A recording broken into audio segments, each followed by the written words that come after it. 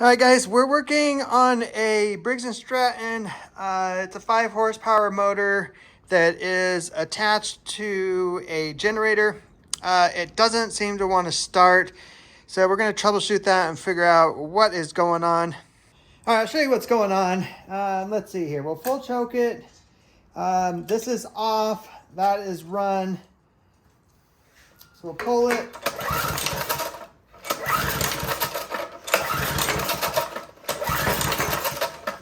Doesn't want to fire. We'll give it a little starting fluid.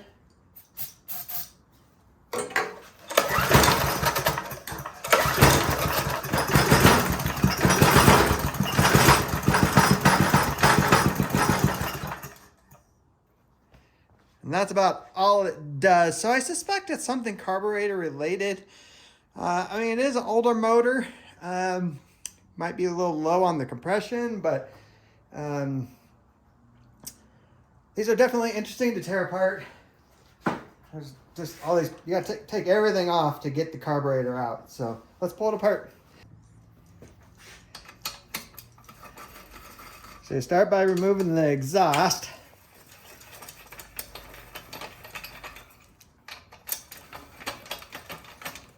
I got all these Torx bits.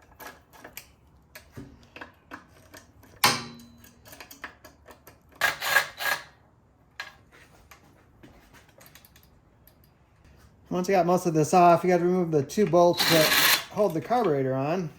So you can take that one off pretty easy, but then the other one is down underneath, and you have to use a wrench. Kind of get it in there and start unloosening it. And once you got that bottom bolt out, everything disconnected, it comes right out. All right, so let me explain how this particular setup works, because you can see on this carburetor, there's this long downspout. It's got a little filter on it. Then here on the carburetor, we got this like metal sheath that goes over it. And we got the intake there. So right here is a pump. There's a little spring and a diaphragm in there. And as you pull the engine over, that's causing compression, causes this diaphragm to move up and down. And it pulls gas up this tube, then spits it out, and it spits it out right here. This is like the little, I would say a reservoir, because you see this piece goes down in the bottom, and then there's just this reservoir piece, and that's what is actually picking up gas to go into here. When I took this off, this little reservoir piece, this little, I don't know how big that is, maybe an ounce or so of gas sits up in that. It's completely dry. So that would explain why it's not running. There's no gas in there for it to pick up. So I've worked on these before, and usually what I find is that the diaphragm in here is just, it's old, it's worn out, and it's not doing its thing. So we're gonna take this off and take a look at it.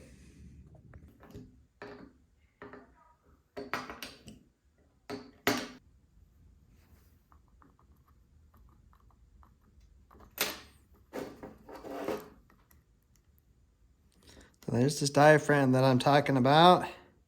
And then here's the spring. And there's actually a little a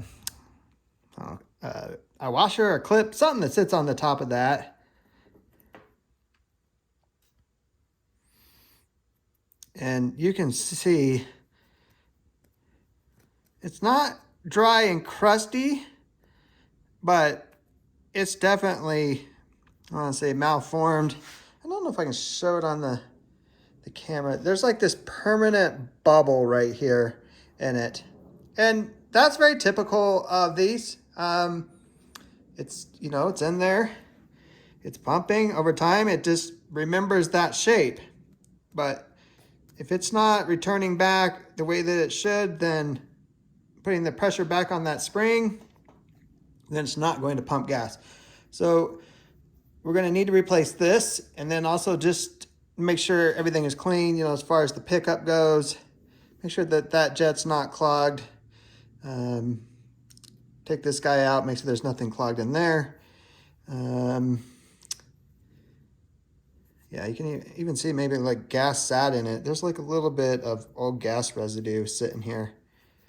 All right, we got the new spring, new cap, and the most important part, new diaphragm.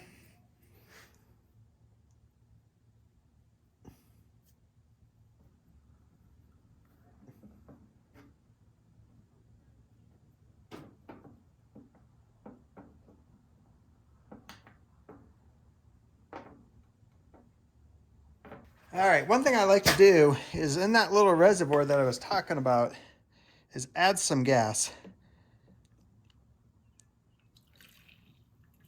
Doesn't take too much, but now gives us a little bit of advantage when we go to start it up for the first time.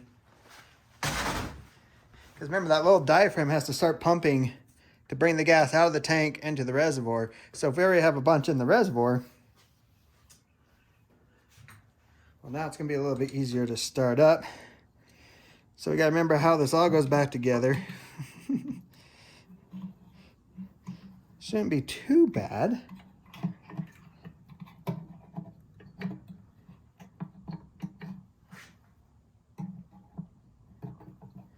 I just got to get it sitting in there.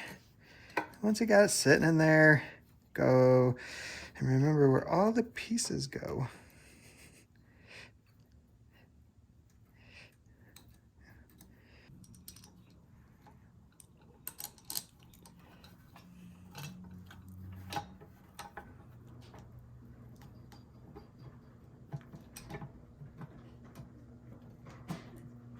All right, a little long edit there. Just this bolt here, and then this bolt down here. This bottom bolt, it just sucks getting it in. There's no other way to put it.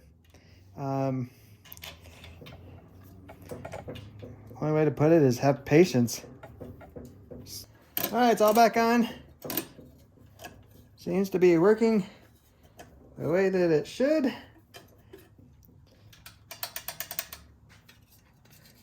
Put the exhaust back on.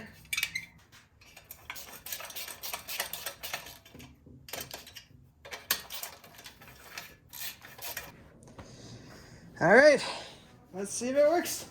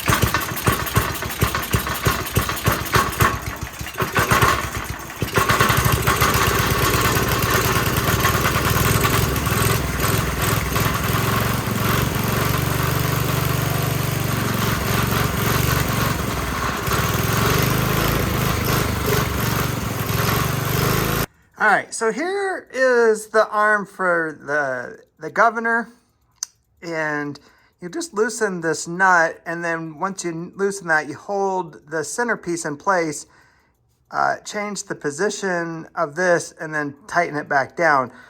So I suspect that's what's causing it kind of to start but not run. So I'm going to loosen this, I'm going to move it, tighten it, and then try it again.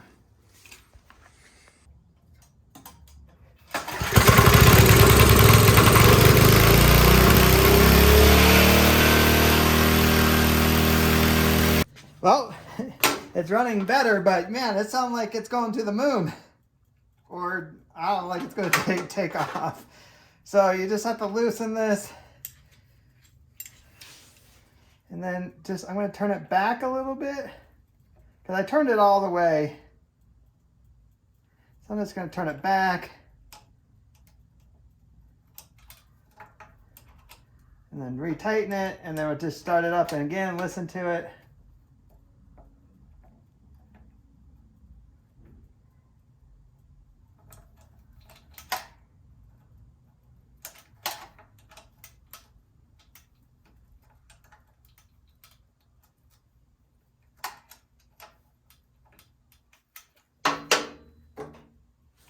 And they just have to make, you might have to do that a couple times until you get it right.